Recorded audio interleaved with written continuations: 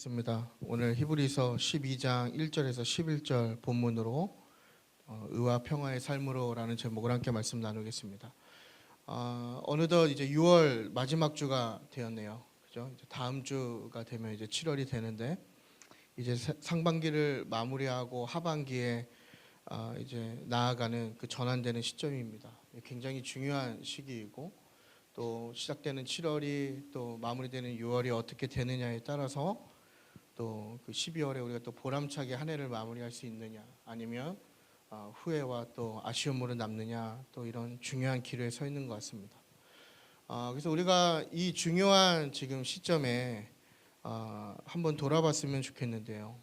여기 계신 여러분들은 상반기를 스스로가 결산할 때 믿음으로 어떻게 잘 살아오셨는지 한번 좀 돌아봤으면 좋겠어요. 내가 26년도를 시작하고 이제 또 바쁘게 달려오니까 벌써 이제 전반기가 끝나게 됐는데 과연 내가 믿음으로 잘 살아내고 있었는가라는 질문이 스스로에게 필요한 시기 같습니다. 그러면서 먼저 우리가 이런 질문을 같이 던졌으면 좋겠는데요. 믿음이란 무엇이냐라는 것이죠. 우리가 믿음으로 살아왔는데, 믿음으로 산다고 얘기하고 믿음으로 살 거라고 고백했는데, 그렇다면 믿음이 무엇이냐라는 질문이 추가적으로 우리에게 주어지는 질문 같아요.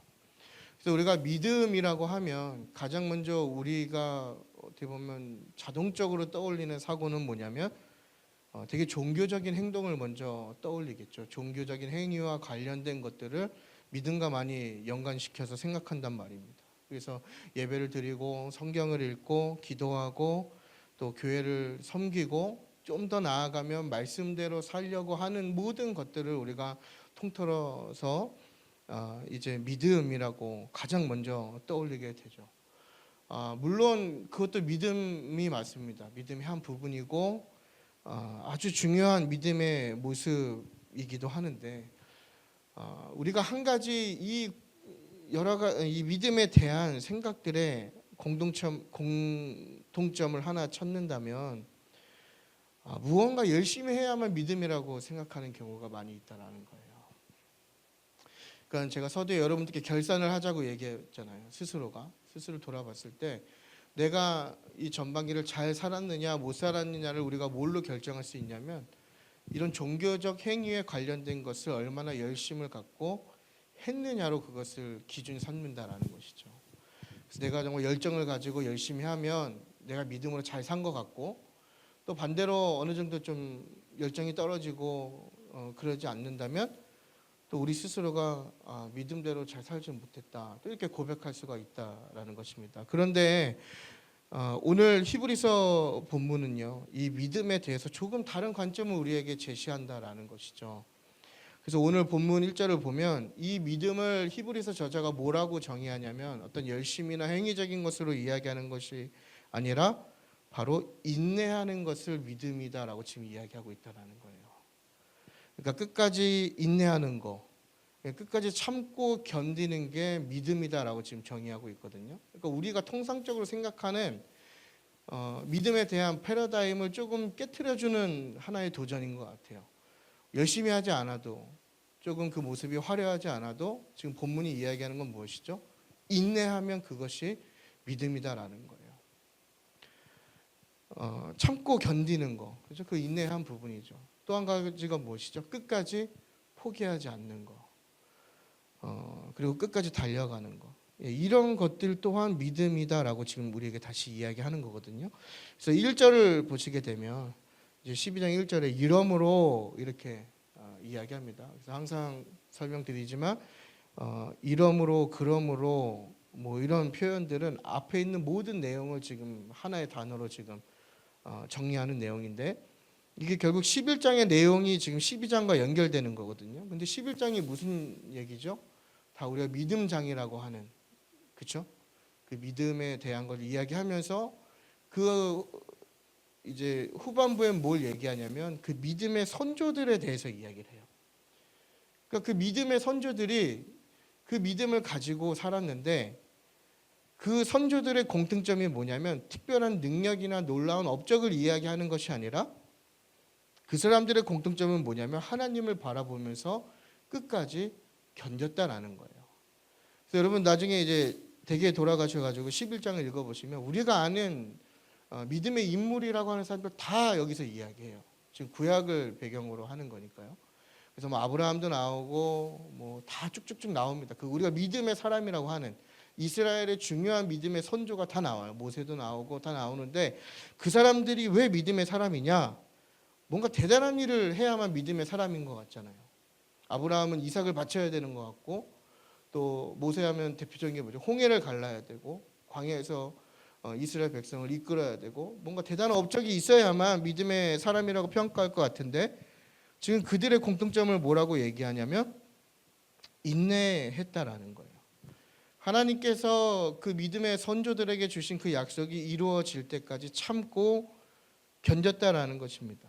고난 가운데서도 견뎠고 보이지 않는 하나님을 신뢰하면서 포기하지 않았다라는 거예요. 그래서 12장 1절에 뭐라고 시작을 합니까? 이처럼 허다한 증인들이 다 믿음의 선조들을 이야기하는 것이죠. 그 많은 선조들이 구름과 같이 지금의 우리를 둘러싸고 있다. 그러면서 그 이후에 권면하는 내용이 무엇입니까? 너희도 인내함으로써 너희 앞에 놓인 경주를 하라. 이렇게 권면하는 거예요. 그러니까 다시 말하면 너네 포기하지 말고 끝까지 견뎌서 완주해라. 그것이 믿음이다. 지금 이렇게 이야기하는 거예요.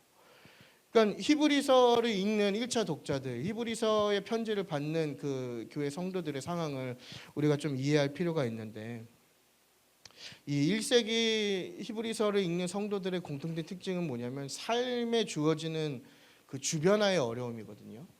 그러니까 우리는 다 우리의 정체성을 어디서 찾냐면 우리가 소속된 곳에서 우리의 정체성을 찾는 거잖아요. 그게 인간의 본성이란 말이죠. 그러니까 우리가 다 대기업 가는 이유가 뭐예요? 내가 뭔가 대기업에 가서 거기에 소속돼 있으면 나라는 브랜드가 되게 가치 있게 느껴지는 거잖아요. 그러니까 우리가 뭐 제 동기 중에서도 제가 지난번에 말씀드린 것 같은데 그냥 뭐 지가 어디서 지라고 해서 죄송하긴 한데 그냥 어디에서 사역한다고 얘기하면 되잖아요. 아니면 그냥 부목사라고 얘기하면 되잖아요. 근데 꼭 그 교회 이름도 저는 처음 듣는데 그 이명박 대통령 옛날에 다닌 교회인가 봐요. 저는 잘 모르는데. 근데 아무튼 뭐 자기가 그 교회 부목사라고 이렇게 소개를 하는 거예요.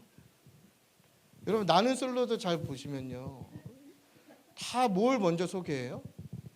직업을 먼저 소개한단 말이죠. 그러니까 내가 어디에 소속되어 있는지가 나의 브랜드를 결정하는 인간의 심리인데 그러니까 히브리서 저자들도 마찬가지. 1세기 문화에서는 더 심각한 거죠. 특히 유대인 문화는 그 유대 공동체 안에 있어야만 내가 유대인으로서의 정체성이 있는 건데 지금 그 예수님을 믿는 그 이유만으로 그 유대 사회 속에서 철저하게 주변화가 되는 거예요.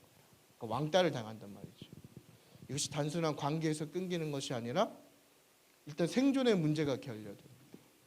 먹고 사는 문제에 직격탄이 와요. 그 디아스포라 유대 사회에서 유대인들이 유대인의 물건을 팔아주겠죠. 그리고 그 공동체 커뮤니티 안에서 소속돼서 서로가 서로를 보호해주고 지켜줘야 되잖아요. 근데 그것이 그 베네핏이 다 사라지는 거예요. 그냥 바로 그 어려움 속에 놓이게 되는 거죠. 그러니까 지금 어떤 반응이 일어나는 거예요? 다시 유대교로 돌아가려고 하는 사람들이 생겨나기 시작한 것이고 그래서 그 사람들에게 편지를 쓴 것이 바로 이 히브리서입니다.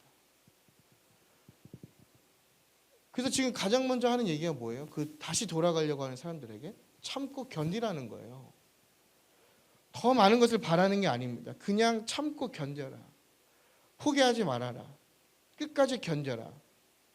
왜 그래야 되는가? 그것이 바로 그 믿음 자체이기 때문이다. 지금 이걸 그 사람들한테 이야기하는 거고 동시에 오늘날 저와 여러분에게 히브리서 저자가 이야기하는 거예요. 그러니까 우리의 삶도 다르지 않죠. 우리가 살다 보면 다양한 고난을 경험하게 됩니다. 저는 이제 이 고난을 포괄적으로 좀 보고 싶은데 다양한 문제를 안고 살아가죠. 어려움도 만나게 되고 고통도 받게 되고, 그죠? 뭐 경제적인 어려움이 있을 수도 있고 건강도 있고 관계 문제도 있을 수도 있고 또 우리 청년들 방학했나 봐요. 출석률이 높아졌네요.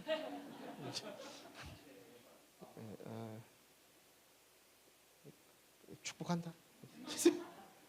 그죠? 뭐 청년들 진로에 대한 문제도 있고, 그죠? 뭐 고민 왜 없겠어요. 이제 저도 지금 진로에 대한 고민을 하는데 그죠? 죽을 때까지 하는 고민이잖아요. 고민 없는 사람이 어디 있고 문제 없는 사람이 어디 있고 상처 안 받는 사람이 어디 있겠어요. 뭐 그거 말고도 뭐 각자가 지금 갖고 계시는 여러 문제들이 있을 때 전 그거 이제 고난이라고 표현하고 싶은데 그 고난이 우리를 막 흔들잖아요. 근데 그 고난이 깊어질수록 어떠한 상황이 발생하게 되냐면 다시 우리가 예수님을 만나기 이전의 삶의 방식으로 돌아가고 싶은 유혹을 받는다라는 거예요. 분명 우리가 예수님을 믿고 예수 그리스도를 주라 고백했으면 그리고 제자의 삶을 결단했으면 그분의 삶의 양식을 따라서 사는 게 우리의 도리잖아요. 그분의 가치를 따르고 그분의 선택을 따르는 게 우리가 제자된 삶의 어떻게 보면 표본이잖아요. 근데 그렇게 살기로 결단하고 그렇게 살아가려고 노력하는데 고난에 계속 노출되면 어떤 일이 발생하냐면 다시 옛사람의 삶의 방식으로 돌아가려고 한다라는 것이죠. 예수님 믿는다고 얘기하고 하나님 믿는다고 얘기하는데 고난에 너무 많이 노출되면 어떻게 되냐면 다시 나의 삶의 옛사람의 방법으로 돌아간다라는 거예요. 하나님 의지해야죠. 그렇죠, 여러분? 우리 하나님 믿어야 되잖아요. 근데 고난에 계속 노출되면 어떻게 되냐면 세상 방법으로 의지하기 시작하는 거예요. 내 힘으로 해결하려고 하고 보이지 않는 하나님보다 보이는 것들을 더 의지하는 거. 그게 오늘날의 배교이지 않겠어요? 그러니까 그러한 우리들에게도 동일하게 지금 히브리서 저자가 뭘 얘기하냐면 끝까지 견디라는 거예요. 결론은 견디라는 겁니다. 하나님을 바라보면서 인내하라는 것이죠. 그것이 바로 믿음이다라고 얘기하는 거예요. 그러니까 이게 좀 설교에는 뭐 적절한 표현은 아닌데요. 이게 우리 젊은 세대 시대가 지난 말 같긴 한데 그 느낌을 좀 살리려면 존버 좀 지났나요 유행이? 요즘 제가 청소년 사역을 안 하다 보니까 감이 많이 떨어졌어요. 느낌 하고 오죠. 예? 그러니까 버티라는 거예요, 그냥. 예. 그리고 그 버티는 것 자체가 믿음이다라고 지금 분명히 이야기하고 있다라는 것이죠. 그러면 우리가 이제 한 두세 가지 적용하길 원하는데 그럼 우리가 어떻게 끝까지 인내할 수 있냐라는 것이죠. 우리가 첫 번째는 뭐냐면 바로 예수를 바라보아야 된다라는 거예요. 그래서 2절과 3절인데요. 우리 2절과 3절을 한번 읽도록 하겠습니다. 시작. 믿음의 주요 또 온전하게 하시는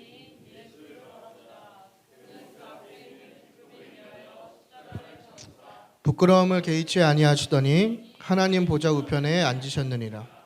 너희가 피곤하여 낙심하지 않기 위하여 죄인들이 이같이 자기에게 거역한 일을 참으신 일을 생각하라.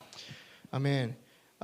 그 인내할 수 있는 방법이 무엇이냐? 첫 번째, 믿음의 주요 온전하게 하시는 주를 바라보자라는 거예요. 그러니까 이 예수를 바라보자라는 것은 단순히 그냥 뭐 상상 속에 생각 속에 예수님 하면서 예수님을 떠올리자는 것이 아니라 내 현실보다 예수님을 더 신뢰하고 내 문제보다 예수님을 더 의지하는 것을 이야기하는 것입니다. 왜냐하면 예수님께서 바로 그 믿음의 시작이고 동시에 그 믿음을 지탱하시는 분이면서 나아가서 그 믿음을 완성하시는 분이 바로 예수님이기 때문인 거예요.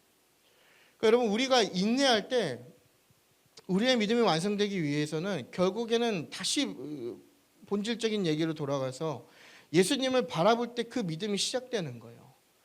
그리고 그 예수님에게 우리의 온 시선이 집중되어 있을 때 그 믿음이 유지될 수 있는 것이고 그 예수님을 끝까지 바라볼 때 그 믿음이 완성될 수 있다는 것이죠. 그러므로 이 히브리서 기자가 이야기하는 것은 우리가 인내하는 것이 단순히 어떤 이를 악물고 악이다 깡이다 버티는 그것이 아니라 고난 가운데에서도 우리의 삶의 여러 가지 고난 가운데서도 우리의 시선이 끝까지 예수님을 향해 있는 것을 우리에게 이야기하는 거예요. 그래서 그 이유 그렇게 될 수 있는 이유가 무엇이냐? 바로 예수님께서 친히 그 인내의 모범을 우리에게 보여주셨기 때문이다 얘기하는 것이죠. 그래서 2절을 보면 예수님께서 고난을 받으셨어요. 십자가를 참으사 부끄러움을 당하셨는데 그것에 대해서 개의치 아니하신다라고 얘기합니다. 근데 어떻게 개의치 아니할 수 있죠? 바로 그 앞에 있는 예수님께서 그 멀리 바라보시는 기쁨을 위해서 그것들을 개의치 않고 견뎌내셨다라는 거예요. 여러분 십자가는 고난의 상징이고 수치의 상징입니다. 그러나 예수님은 그 모든 고통과 수치를 끝까지 견디시고 인내했어요. 왜냐하면 예수님이 바라보신 것은 그 십자가 너머에 있는 영광과 기쁨을 바라보셨기 때문입니다. 예수님이 그 길을 먼저 가신 거예요. 그래서 히브리서가 이야기하는 정체적인 맥락은 무엇입니까? 예수님이 우리를 동정하신다는 거죠. 우리의 연약함을 아시고 우리가 형편없는 모습으로 있어도 예수님이 우리를 인정하신다는 거예요. 근데 그 인정할 수 있는 것이 무엇이냐? 바로 예수님이 인간으로서 완전하신 하나님이면서 완전하신 인간으로서 그 길을 먼저 다 가셨기 때문에 그 연약함을 동정하실 수 있다고 얘기하는 거잖아요. 그러니까 예수님이 그걸 다 걸어가신 거예요.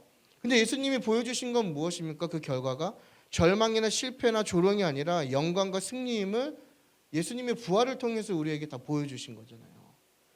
여러분, 이 예수님의 고난과 부활의 사건은 그냥 우리가 이야기하는 먼 이야기가 아닙니다. 허구된 이야기가 아니에요. 이것은 역사이고 실제입니다. 이미 우리 안에 벌어진 일이라는 거예요. 예수님이 성육신하셨다라는 건 예수님이 우리의 역사 가운데 오신 것이고 우리와 동일한 이 3차원의 세계 속에서 그것을 몸소 보여주신 거예요. 이 얘기는 뭐냐면 이 예수님이 경험하신 승리, 영광은 동시에 우리의 결과이기도 하다라는 것입니다. 만약 예수님이 우리와 다른 조건에서 그러한 것을 경험했다면 우리와 전혀 상관없는 이야기가 될 수 있겠죠. 하지만 예수님이 우리와 동일한 위치와 동일한 조건 가운데 그것을 경험하셨고 보여주셨다라는 거예요. 그래서 그 결과 예수님이 하나님 보좌의 우편에 앉으셨다. 그러므로 우리도 예수님을 바라보며 인내할 때 예수님을 따르는 것이죠. 어떠한 상황과 환경이 와도 예수님을 따를 때 우리의 끝은 비참함이나 패배가 아니라 하나님께서는 하나님을 따르는 자들, 인내하는 자를 부끄럽게 하지 않으신다라는 거예요. 그래서 여러분, 우리가 고난 가운데 바라봐야 할 것은 결국엔 예수님께서 이미 경험하신 그 영광과 기쁨을 기대하고 소망하는 것입니다. 그러니까 고난이 왜 무서워요? 고난은 끝이 없어 보이잖아요. 고난의 시간은 굉장히 느리게 가는 것 같잖아요. 그리고 고난을 여러분 한 두세 번 겪다 보면 인생에 대한 비관이 생기게 됩니다. 내 인생은 왜 이럴까? 나는 늘 왜 실패할까? 이 고난이 끝이 날까? 이런 질문을 하게 되는 것이죠. 근데 여러분 조금 더 객관적으로 생각해 보시면 우리의 삶은 고난보다 기쁨이 더 많습니다. 고난은 아주 순간이다라는 거예요. 근데 그만큼 그 짧은 고난이 우리를 굉장한 데미지를 주게 되는데 그럴 때마다 우리가 기억할 것은 무엇입니까? 예수님이 먼저 그 고난을 받으셨고 예수님의 끝은 기쁨이고 영광이었으니 나도 그 길을 간다면 그 기쁨과 영광을 맛보게 될 것이다 라는 소망이 우리 안에 있어야 된다라는 거예요. 그러면서 예수님을 바라볼 때 낙심하지 않게 된다라는 것이죠. 그래서 3절을 보면 너희가 피곤하여 낙심하지 않기 위해서 누구를 생각하라고 얘기합니까? 예수를 깊이 생각하라는 것이죠. 예수님이 그런 분이셨기 때문에 그래요. 그래서 여러분, 우리의 시선이 나에게 집중되는 순간 우리는 무너지게 되어 있습니다. 우리는 지치게 되어 있어요. 그거는 누가 와도 저명한 사실입니다. 그래서 여러분 잘 돌아보시면요, 나에게 주어진 고난이 더 큰 고난처럼 느껴지는 이유가 무엇일까 볼 때 처음에 우리가 다 예수님을 바라봐요. 예수님 생각하고, 그죠? 근데 그 고난이 좀 길어지면 뭘 하게 되냐면 다 나를 바라보게 되는 거예요. 나를 생각하게 되고 나에게 주목하게 되고. 그러나 예수님의 십자가를 바라보면 어떤 소망이 됩니까? 주님도 이 길을 먼저 걸으셨다. 그리고 주님이 그 길을 인내하셨다. 이 사실이 우리에게 새로운 용기를 줄 믿습니다. 그래서 예수님의 고난을 묵상하는 것은 그냥 위로이면서 동시에 끝까지 달려갈 힘을 주는 원천이 되는 것이죠. 그래서 혹시 다양한 삶의 우리가 형태에 놓여 있잖아요. 여기 계신 분들이 여러분들 어떤 고난을 겪는지 잘 모르시겠지만 그 고난 가운데 우리가 믿음의 주인이시고 또 온전하게 하시는 주님을 바라보는 그 은혜가 있기를 축복합니다. 두 번째, 하나님은 사랑하는 자녀를 훈련하신다라는 거예요. 그래서 4절과 10절까지의 내용인데요. 이것을 꼭 기억하셨으면 좋겠어요. 하나님은 사랑하는 자녀를 훈련하신다. 이 4절을 보면요, 너희가 아직 그 순교에 이르기까지 죽기까지 쌓은 것은 아니다. 그러니까 이 얘기는 뭐냐면 아직 너희가 할 게 더 남았다라는 것이죠. 아직 끝나지 않았다. 그러면서 그 다음 절에 뭘 인용합니까? 잠언 3장 11절에서 12절을 인용하면서 아버지가 자녀에게 해주는 그 징계를 가볍게 여기지 말고 또 주께서는 사랑하는 자를 징계하신다. 그것을 받아들이고 환영해야 된다. 이렇게 이야기합니다. 그러면서 8절에 뭘 얘기합니까? 너희에게 징계가 없으면 너희는 사생자다 얘기하는 거예요. 근데 너희에게 징계가 있으면 뭐라고 얘기합니까? 너희는 친아들이다 이렇게 얘기하는 거거든요. 이 4절에서 10절에서 우리가 주목할 것은 뭐냐면 바로 아들입니다. 아들. 혹시 여기서 난 딸인데 이런 질문 하시는 분 계시지 않죠? 모든 자녀를 얘기하는 거예요. 이 징계라고 하는 것은 자녀에게만 주어진 특권이다라는 것이죠. 여기서 이야기하는 것은 근데 좀 성격이 달라요. 우리가 문자적으로 징계라고 하면 약간 체벌을 좀 떠올릴 수 있죠. 그죠?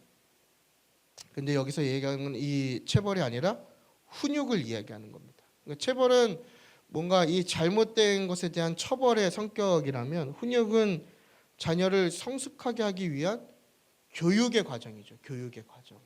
예. 그래서 여러분 뭐 여기 다 부모님들 계시지만 다 훈육하시죠? 오냐오냐 키우세요? 관심이 없으세요? 예. 저는 훈육을 아주 엄하게 하거든요. 예. 약간 공수부대 스타일로.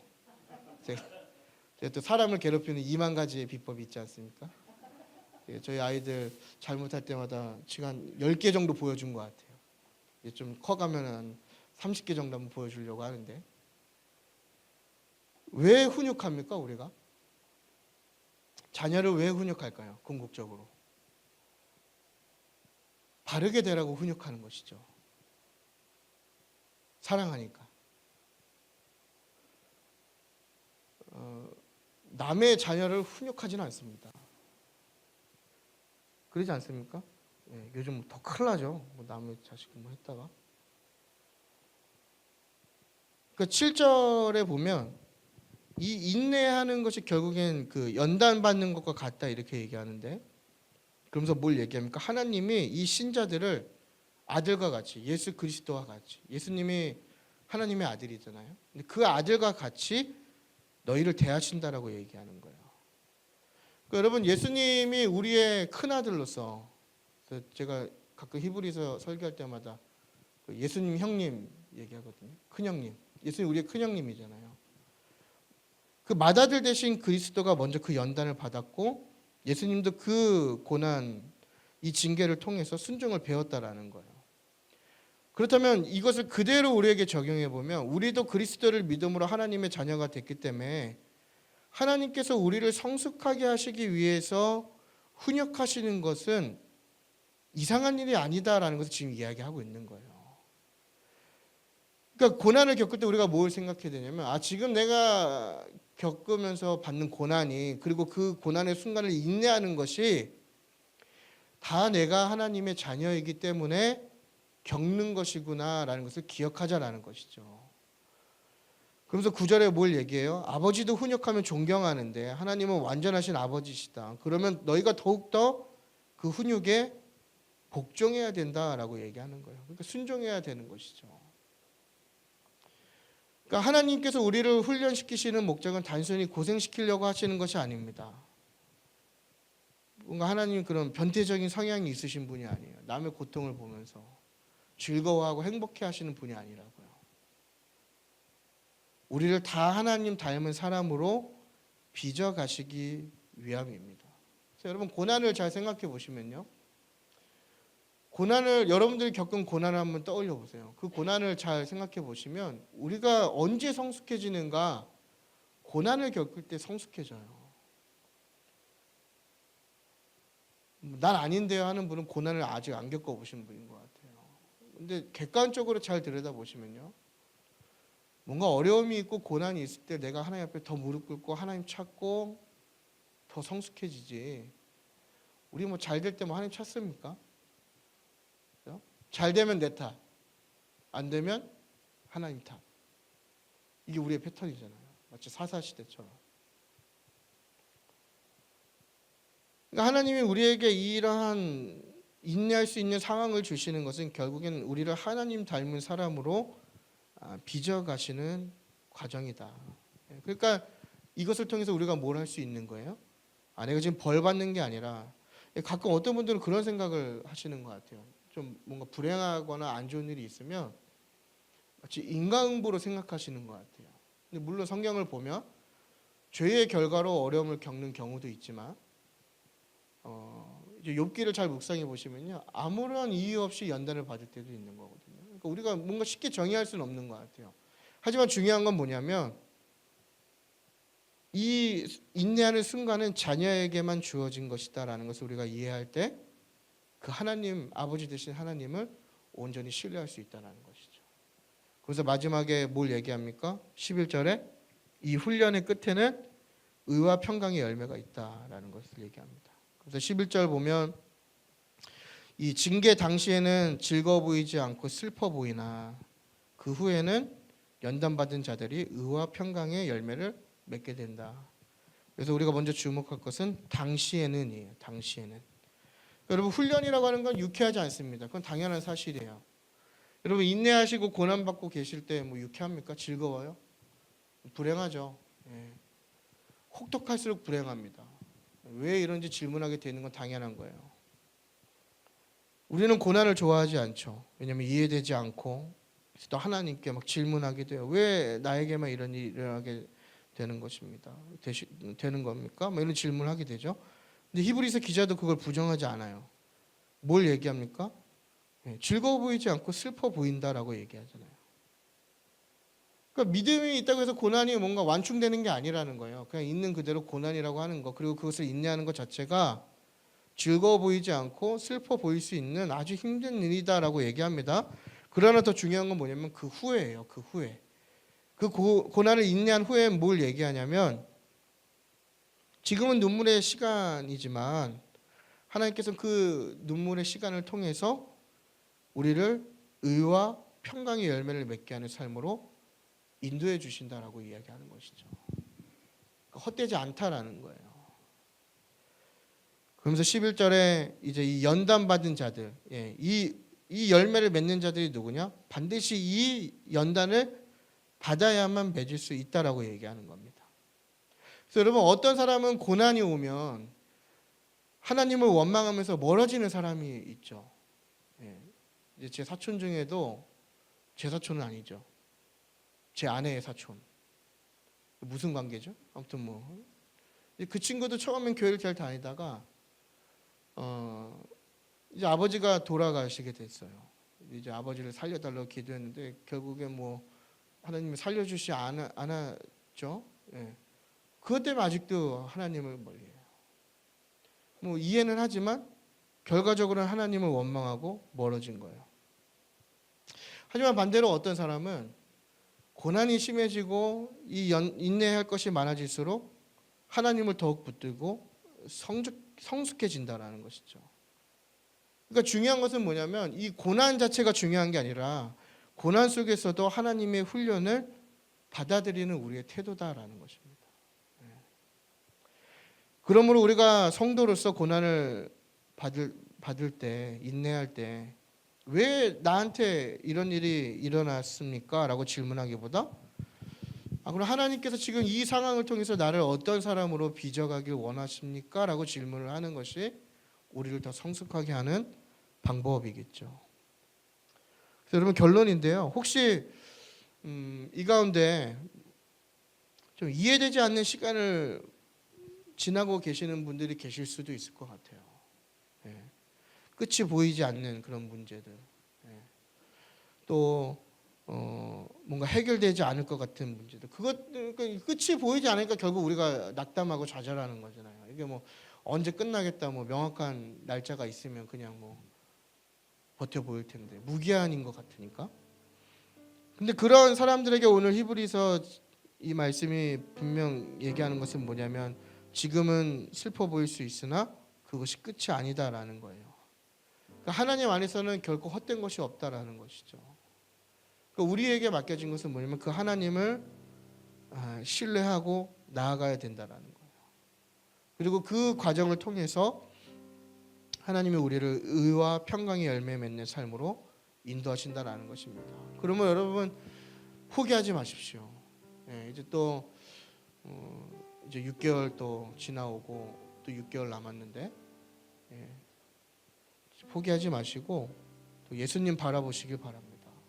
예수님 바라보시고 또 지금 내가 뭔가 인내해야 되는 그 순간이 하나님이 나를 빚으시는 그 훈련의 순간이라는 걸 꼭 신뢰하시면서 좀 잘 이겨내시는 저와 여러분이 됐으면 좋겠습니다.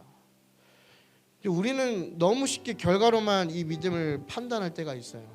나는 봉사를 뭐 많이 못하는데, 기도 많이 못하는데, 그러면서 그런 것들 때문에 나는 믿음이 좋은 사람이 아닌 것 같다, 뭐 이렇게 쉽게 얘기하는 것 같아요. 물론 예배하고 기도하고 뭐 말씀 읽고 헌신하는 거 굉장히 중요한 것이죠. 왜냐하면 믿음이 삶으로 나타나기 때문이죠. 그러나 오늘 분명하게 하나 더 가르쳐주는 그 내용은 뭐냐면 지금 포기하지 않고 있는 것 자체가 믿음이다라는 거예요. 그러니까 여러분 너무 잘하려고 애쓰지 마십시오. 약간 우리 한국인 너무 열정이 충만한 것 같아요. 이제 저도 이게 좀 상담을 공부하면서 많이 바뀐 패러다임인데, 우린 너무나 아둥바둥 살려고 하는 것 같아요. 그렇다고 게을리 살자는 건 아니지만 우리의 그 연약한 모습도 하나님이 사랑하시거든요. 그 우리의 모습을 하나님이 더 잘 아시잖아요. 그냥 넘어질 것 같은데 예배의 자리를 지키고 있는 것 하나님이 귀하게 여기신다라는 거예요. 뭐 기도에 응답 보이지 않아도 그냥 한숨만 푹 쉬어도, 기도가 나오지 않아도 기도하면, 하나님 안에 거하면 하나님이 그것을 믿음이라고 인정해 주신다라는 거예요. 삶이 하루하루 너무 힘들고 지쳐서 좀 포기하고 싶을 때에도 하나님 신뢰하고 하루하루 살아간다면 하나님이 그것을 믿음이라고 지금 우리에게 말씀해 주고 계시다라는 것이죠. 그러니까 뭐 가정의 문제, 또 뭐 경제적인 어려움, 뭐 건강의 문제 가운데서도 하나님 붙들려고 애쓰는 거, 그것 자체 지금 믿음이다라고 얘기하고 있는 거예요. 이걸 제가 말씀드리는 게 아니라 지금 히브리서 저자가 그 인내하는 거, 견디는 게 믿음이다라고 얘기하는 것이죠. 그러므로 여러분 우리가 우리 스스로를 먼저 실패했다고 정의하지 않기를 바랍니다. 지금 약간 쉬어가는 것뿐이에요. 다시 회복하고 또 하나님 안에서 더 많은 일들을 감당할 수 있다라는 것이죠. 그래서 여러분 하나님은 오늘도 끝까지 달려가는 사람을 찾고 계십니다. 그래서 우리가 예수님을 바라볼 때 또 지금처럼 포기하지 않고 하나님을 신뢰하며 한 걸음 한 걸음 나아갈 때 하나님께서 우리를 귀히 여기신다라는 것을 꼭 기억하셨으면 좋겠어요. 오늘은 좀 슬퍼 보일 수가 있어요. 또 오늘은 좌절할 수 있고 또 지금 이 상황이 이해되지 않을 수 있지만 하나님께서 하신 약속은 뭐냐면 그 연단받은 자들에겐 반드시 의와 평화의 열매를 맺게 하신다라고 말씀하셨다는 것입니다. 그러므로 여러분 여러분의 인내는 헛되지 않습니다. 또 그 인내하면서 흘리는 여러분의 눈물도 헛되지 않고 그 견딤도 헛되지 않습니다. 그 시간들을 통해서 우리를 그리스도의 형상으로 빚어가실 하나님을 신뢰하기 때문입니다. 그래서 여러분 상반기를 지나서 이제 하반기를 지나는 시점이 됐습니다. 열심히 하고 더 빨리 가려는 것도 좋지만 끝까지 가기로 결단하시는 저와 여러분이 됐으면 좋겠습니다. 이 믿음이라고 하는 것은요 결국 그런 것 같아요. 잠깐 뜨겁게 달리는 사람이 아니라 끝까지 예수를 바라보면서 인내하는 사람에게서 더 아름답게 완성되는 것이 아닐까, 이렇게 정리해 볼 수 있을 것 같습니다. 그래서 믿음이라는 것은 무엇을 많이 하는 것이 아니라 그 예수님을 바라보면서 끝까지 포기하지 않는 것, 그리고 그 인내의 끝에는 하나님께서 반드시 의와 평강의 열매를 맺어주신다라는 것을 기억하시면서 남은 하반기도 또 성령 충만으로 또 기쁨으로 여러분들이 인내하시는 그 시간을 또 의미 있게 이겨내시는 저와 여러분이 되시기를 축복합니다.